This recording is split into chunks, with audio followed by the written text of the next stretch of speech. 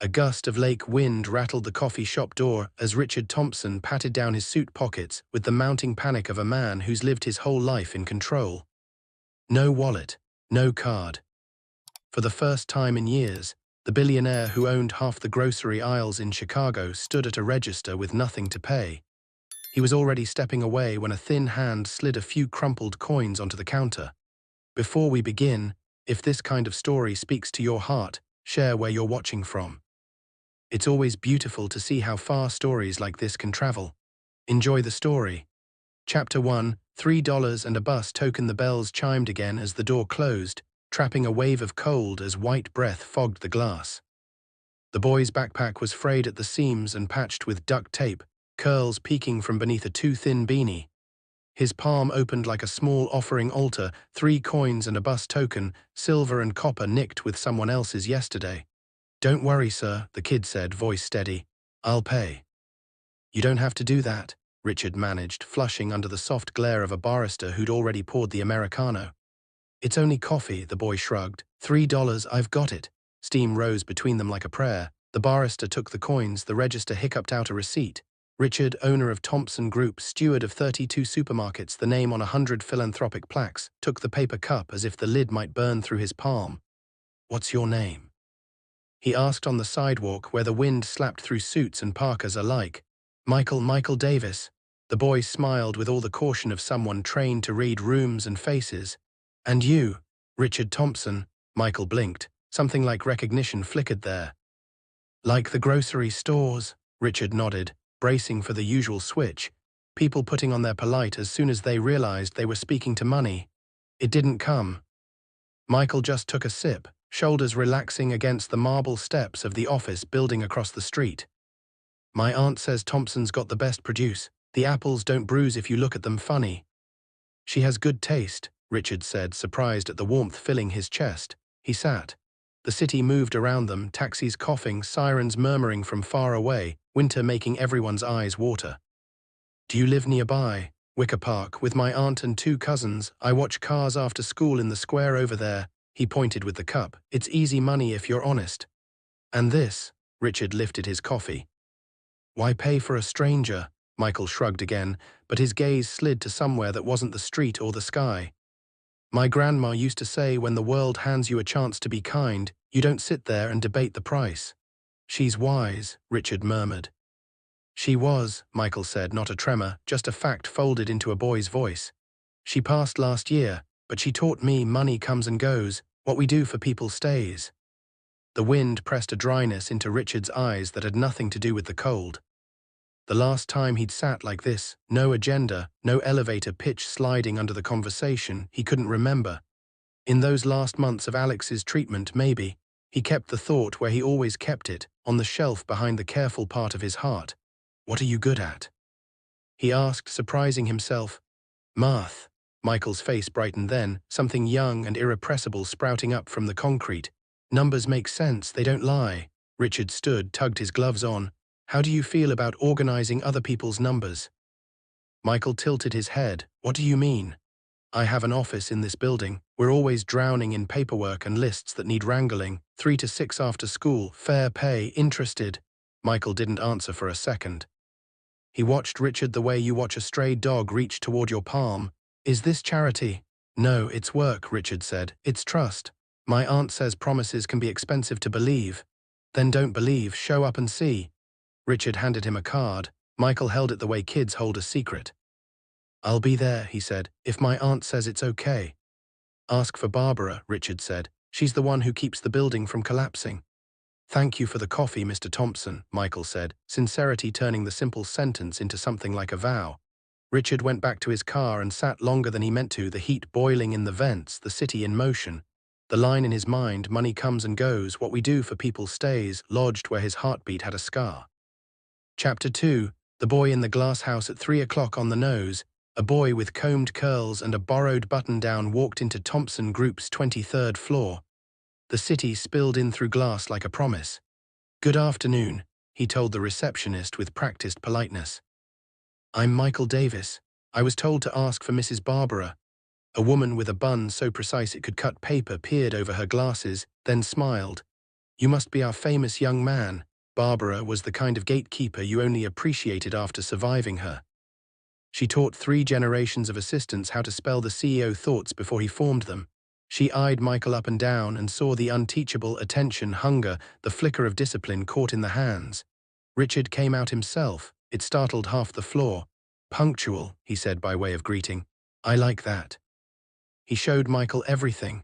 Not just the glossy version, the wall of awards and the staged photos with governors, but the guts behind the grid, where the deliveries jammed if inventory wasn't locked to the minute, how a bad lettuce batch could tilt profit margins for 3 days, how a spreadsheet could be less about sales and more about people's rent. They passed team members who smiled, and some who looked past the boy like he was a smudge on the glass. "This is yours," Richard said, opening a door to a small room with a view of the river that cut Chicago like a vein. Desk, chair, a computer whose keyboard would learn his fingerprints. "We'll start simple. Filing, data entry, phone etiquette. You'll boss the labels around. Barbara will keep you out of trouble." Michael rested his fingertips on the desk like it might jolt him. "Mr. Thompson," he said, and Richard looked up because respect and question wrapped themselves around the same syllables. "Why me?" Richard leaned on the doorframe, felt the ghost weight of a smaller palm in his own. "Because some people make you remember what matters," he said. "You did that with $3. In the first hour, Michael built a new system for an overstuffed file cabinet that had eaten documents whole. In the first week, he memorized the names of 23 employees and when they preferred coffee or tea. He asked questions that made senior analysts blink and smile and defend their choices, and then consider changing their minds. By the third week, office jokes had grown affectionate, how the boss's shadow had curls, how Mrs. Barbara had adopted a son without paperwork. Of course, not everyone laughed. Frank Collins, Richard's partner and the guardian of the ledger, walked in without knocking, slid the glass door shut with a hiss. He had a face carved by 40 years of math, and a heart that had learned the hard way that numbers were kinder than men. "We need to talk," he said, and Richard knew by his tone that we meant not just 2 men in a room, but shareholders, board members, bankers who drank scotch and spoke softly about risk. "It's not child labor," Richard said before Frank could wind into a speech. "He turned 14 last week. It's registered, legal, and he works 3 hours after school." "You're not hearing me," Frank said. "This is about perception. We've built a clean brand in a dirty business. You want to throw a child in the middle of it." "A child who files better than your last 2 hires," Barbara said, appearing with a tray of mugs like a fairy godmother with caffeine, "and whose presence reminds some adults why they started working." "Coffee." Frank blew air through his nose, which Barbara took for a yes. "Emotion doesn't belong in the driver's seat," Frank said to Richard when they were alone again. "Put it in the glove compartment. Fine, but don't crash my car because you feel things." Later that night, Richard told his wife. Patricia had a way of listening that made half the city tell her their secrets. He left out the part about the ghost. He didn't know how to say their son's name without ripping something crucial. "You've never brought home your heart from work," she said, surprising him. "Not like this." "It's not about that," Richard tried. "Of course it is. And good," she said, kissing his forehead. "Just be careful with the boy and with yourself." Chapter 3. The man who smelled like lemons. A week later, a man who smelled faintly of expensive cologne and lemons walked into the lobby with a smile that showed too many teeth. Edward Parker wore his success like armor, crisp suit, cufflinks that winked so hard you had to squint, the smoothness of someone who'd never carried his own luggage. "Richard," he boomed, "I hear you've started a daycare." "Edward," Richard said, "to what do we owe the pleasure?" "What do we call it when billionaires hire children to count their money?" Edward flared his nostrils as if actually sniffing out scandal. "Visionary or poor optics. We call it an apprenticeship," Richard said, "and it's legal." "Is it?" Edward asked, and in that question was a threat shaped like a smile. It wasn't. Not yet. Michael's school required a special permission slip. The Department of Labor demanded 3 forms no one remembered existed because no one had ever cared to hire a teenager upstairs. Barbara filed, stamped, ran out of breath 3 times on the way to the notary and back. By the end of the week, every letter of every line had been colored inside. Richard thought that would be the end. It wasn't. Michael stopped off the train one evening and a heavy man in a glossy black car pulled up beside him. "Hey, Michael," the driver called, voice smooth as chilled bourbon. "I hear you're the protégé." Michael kept walking. He'd learned early that conversation with men in cars rarely led to gifts. "Relax," the man said, matching the boy's pace with the car creeping along. "I'm a friend. You know, your boss has a reputation. He's tight. Pays kids like you pin money to squeeze a halo from it." "Mr. Thompson pays me fairly," Michael said without slowing. "And he doesn't squeeze people." "You're smart, that's clear," the man's smile thinned. "So make a smart choice, quit, or your aunt might find her job at the sewing factory cut." The car roared away. Michael stood on the sidewalk for a full minute, winter going through him like a blade. He told Richard everything with his voice steady until it cracked. Richard listened with a fury that put a taste like tin in his mouth.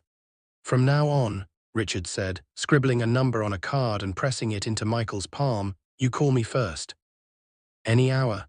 Then he called Henry Mitchell, a lawyer who measured his words like currency, and he called Carl, a former military cop who could blend into a crowd so well even his mother sometimes had to look twice. "Shadow the kid," Richard said.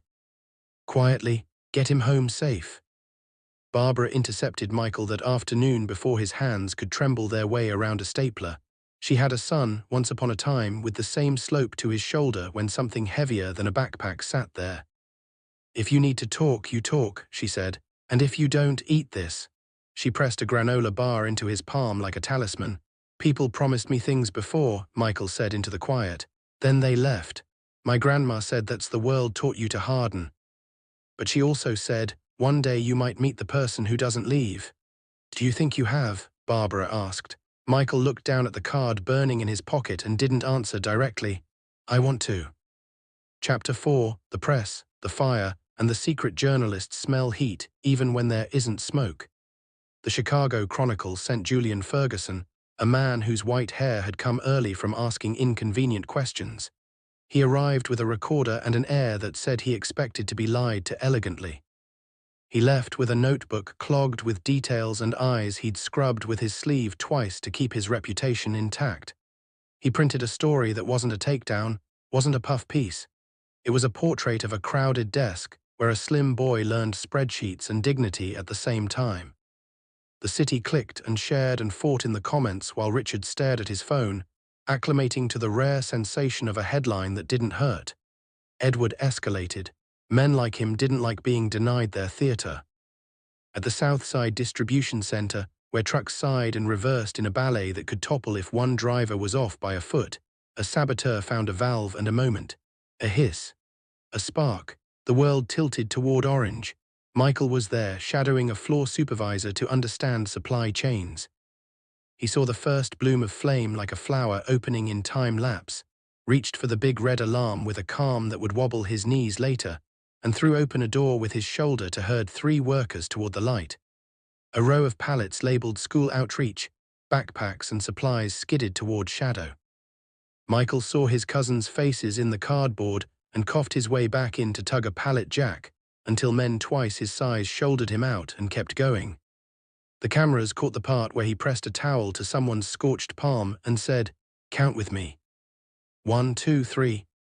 They replayed it in loops until strangers knew his shirt, his eyelashes. Detectives caught the man who tripped the first spark. He named a price and under pressure a name. It wasn't Edward's. Men like Edward learned never to sign what could be traced. But the threads braided back toward him anyway, floss thin, enough in the right hands. Henry filed and faxed and argued. A judge stamped a restraining order so stark you could have cut yourself on its edges. Edward, approaching Michael at his school gate with a check that glowed like a tail light, violated it. He had the wrong audience. Michael listened and then, voice soft because respect for older men had been drilled into him, said, "My grandmother taught me to never sell what I'll need when I'm old. My dignity, I'm not for sale, sir." The sir arrowed and lodged where it should. Police put cuffs on Edward at dawn, the cameras gentle for once. The night after, a girl with a backpack hugged to her chest stood outside Michael's building, eyes red, jaw set like her father's. "I'm Leela Parker," she said. "He's my dad." Michael's first instinct was to brace, then he saw the tremble under her coat. "Do you want to come up?" he asked. On Richard's couch, with Patricia pouring tea, the girl untangled a story. A father who was always impatient, often absent, sometimes generous in ways that made her cry later because they tried to fix what only presence could. a house where the walls had learned to absorb arguments as well as heat. "I'm not here to ask you to forgive him," she said. He isn't a monster. He grew up with nothing. It twisted him." Michael, who had grown up with almost nothing and somehow hadn't twisted, knew that was luck mixed with labor and his grandmother's voice. "I don't hate him," he said, and found he meant it. "I just hate what he did." 6 months later, when the worst of the court noise had blurred into administrative hiss, Michael asked Henry to arrange a visit. It wasn't about absolution. It was about something he couldn't name until he sat across from a man he'd only known as a danger. Edward looked like the air had been knocked out of him and never let back in. He washed a hand over his face and didn't look at Michael directly until the boy nudged a paper cup across the table. "Coffee," Michael said. "I thought maybe we could start there." They talked about daughters and customer service helplines and what hunger makes you do, about free lunches that taste like shame if you let them. Michael didn't offer forgiveness. Edward didn't beg for it. They left with a coiled something between them that felt like a possibility anyway. Chapter 5, People or Profit. The boardroom that day had been polished to a mirror. The skyline glittered like jewelry you wear to amuse yourself. The men had joined hands metaphorically and sometimes literally around the city for years. Frank and John Silver with his careful mouth, and Charles Miller, who considered himself America in shirt sleeves, and Robert Freeman, who wore his kindness under the cardigan like a concealed weapon.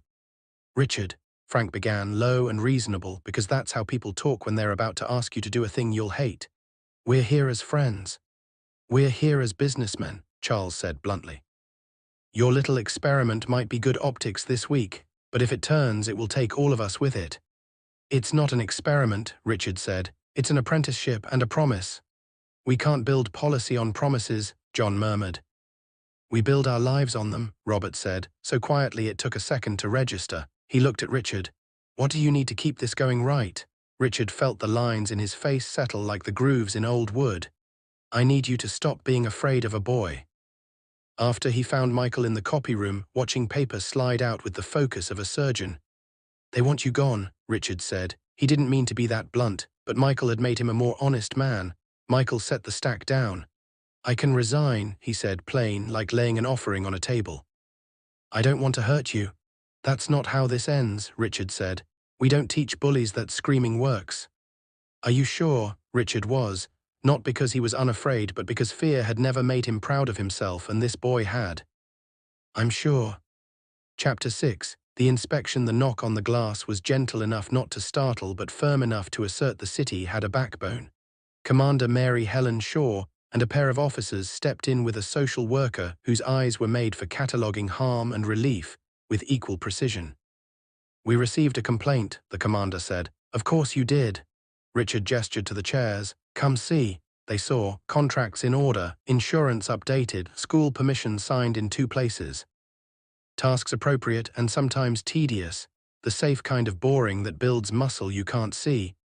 Michael answered every question without flinching, then with a kind of quiet pride that made the social worker's pen pause. "Do you feel forced to work here?" she asked. "No," Michael said, and his smile was precise. "I chose this, and I get to choose it again every day." They left with copies, notes, a sense of mild surprise that a story hadn't hidden teeth. "Rare," the social worker said to the commander in the elevator. "To see something done for the right reasons improved by doing it right." Chapter 7, a program called New Horizon. It started with 5. You don't build a city with blueprints, you build it with bricks. Michael kept the first bricks small. Amy could take apart and reassemble anything with a motor by the time she was 12. She started in packing and ended up sketching an automated pallet system on the back of a receipt. Malik read profit and loss sheets like a story and could tell when a tale was about to turn tragic. He presented a budget that stopped a bleeding store from losing more blood. Rosa couldn't stop talking even when told to. Richard loved her in the first meeting when she sold him on an internal newsletter before he realized she was doing it. The staff read it for the recipes. The board read it for the employee spotlights where names met faces and some old prejudices got embarrassed enough to leave the room. John helped his mom with payday math and then helped Barbara make sense of a new scheduling software that had made 3 managers cry in the last month. They were kids who'd been told by circumstance that the world didn't have room for their elbows. New Horizon gave them a table and chairs and work that mattered. The city noticed. So did politicians. A mayor made a speech that used the phrase public-private partnership so many times it lost all shape. Michael sat beside Richard, smiling politely and thinking about the one-on-ones scheduled for the afternoon with Amy and Rosa to talk about college. "Don't let them turn us into a ribbon you cut," Michael whispered. Richard stifled a laugh and then thought about it later in the dark, until it felt like instruction, not a joke. Chapter 8. The letter. Richard didn't get sick so much as he gradually realized his body had been placing sticky notes in the margins he'd been ignoring. He forgot a meeting on a Tuesday. He called Barbara, Patricia, and apologized, red-eared, immediately. He found himself winded at the top of the stairs and blamed the elevator being out and not the breath inside his chest. "Go," Patricia told him, pressing a palm to his heart like she always had when worry tried to make her voice sharp. To a doctor, not a fundraiser.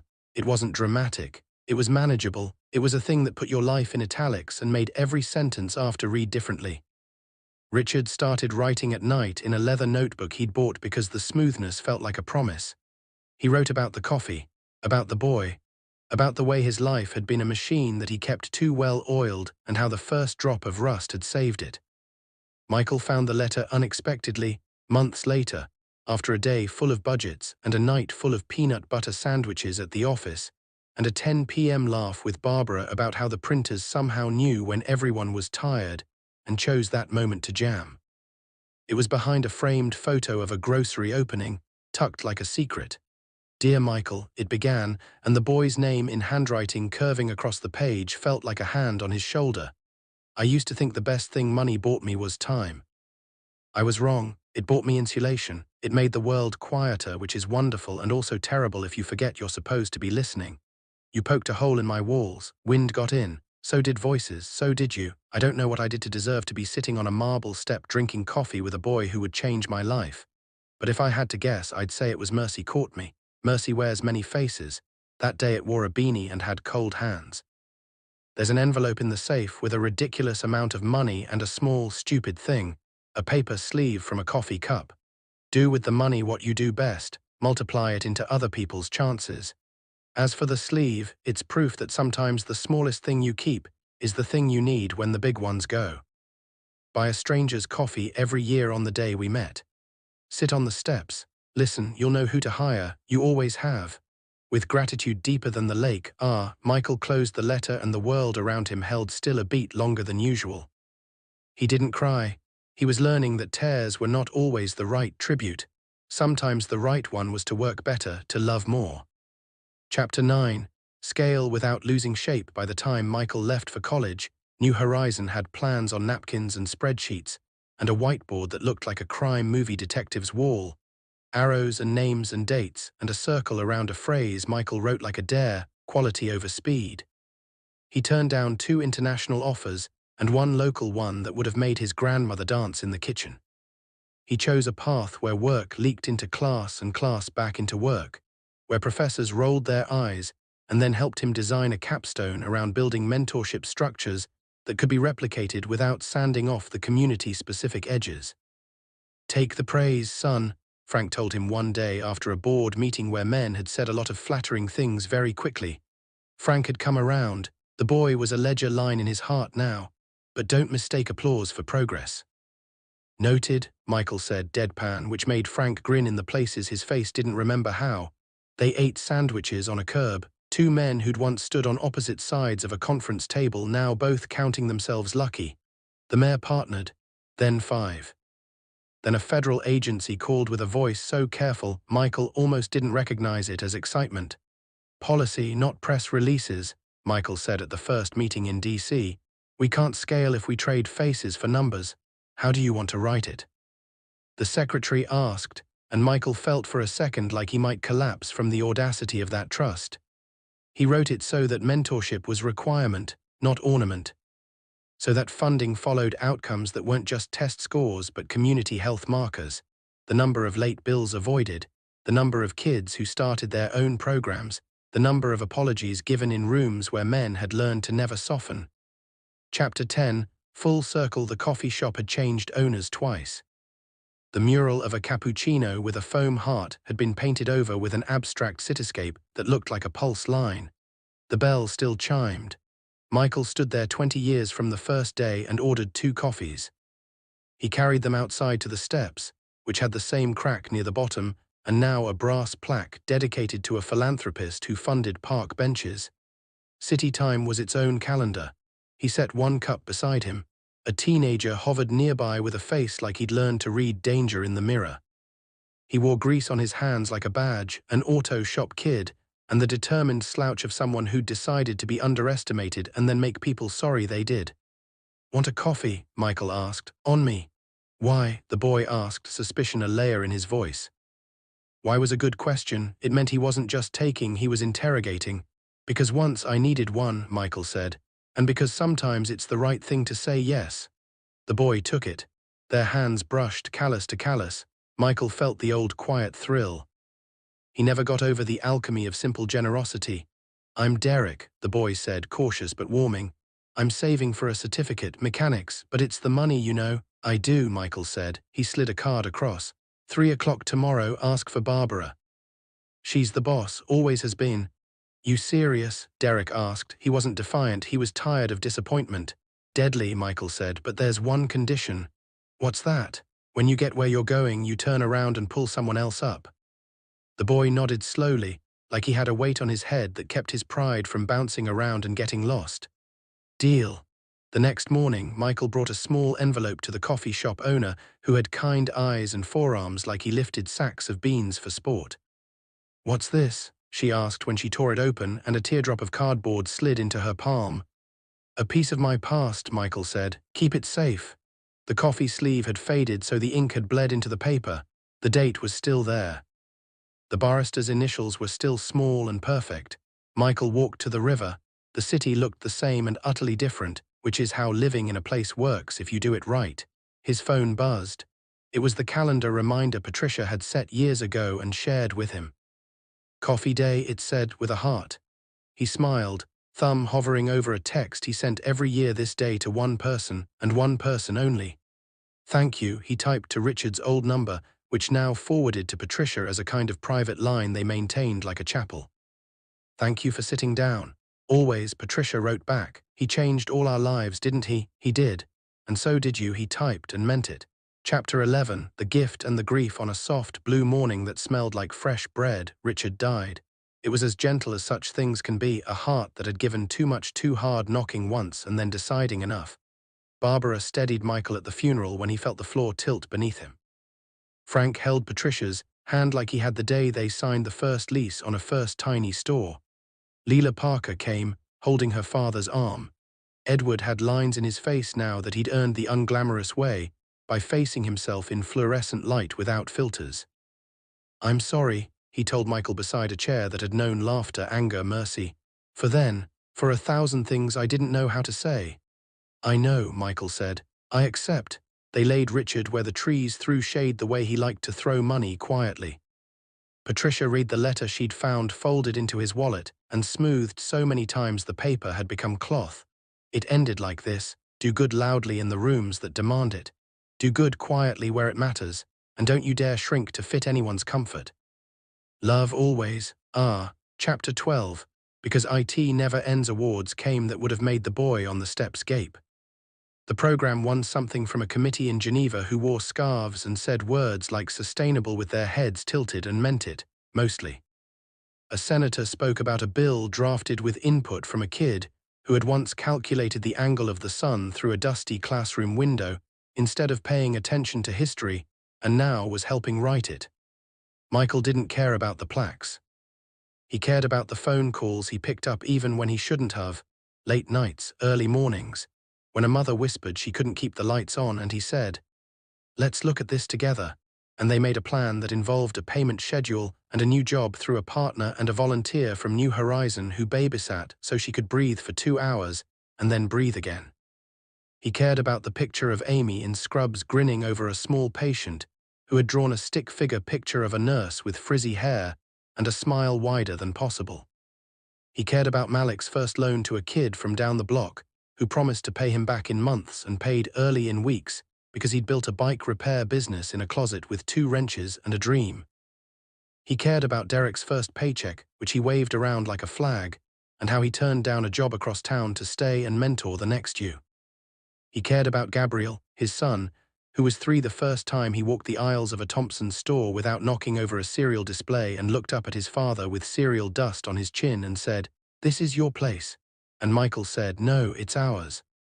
On the 20th anniversary of New Horizon, a stage was built where there had once been a cracked sidewalk and a kid counting cars for tips. The mayor cut a ribbon. Speeches spiraled and then landed. Michael took the mic last. "A boy bought a stranger coffee," he said. "That's the official line, but the truth is, a boy bought himself a life that day. He bought me one too. He bought a city a reason to believe the simplest gestures matter." He looked to the side, where a chair sat empty by design, and thought about a man with a forehead that wrinkled when he made terrible puns and a hand on your shoulder that felt like a benediction and a push at the same time. The empty chair gleamed like a promise. "Kindness is not naive," Michael said. "It's strategic. It's a choice stubborn enough to outlast cynicism. $3 can be a joke or a seed. We chose seed. Look." He spread an arm toward the rows of teenagers in New Horizon shirts who had eyes like Chicago, sharp, hopeful, tired, on fire. They screamed, because that's what you do when someone tells you your noise matters. Later, after hugs and photos and a sunset that broke open like an orange against a countertop, Michael walked to the steps again alone. He sat. He closed his eyes. He could hear it all, the city's hum, the whisper of paper, the murmur of a voice that had become his internal metronome. "Buy the coffee," it said. "Buy it every time you can." He opened his eyes.